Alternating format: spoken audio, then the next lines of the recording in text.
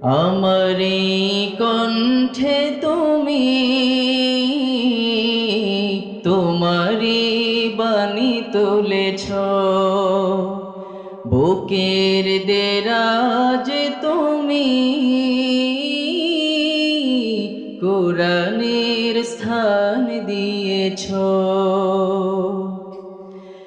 এত ভালোবাসো কেন মালিক আমায়, কি করে শুকর তার করি আদায়।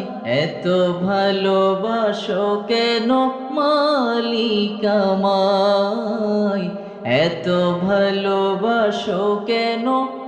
একটু মন থেকে সবাই গান।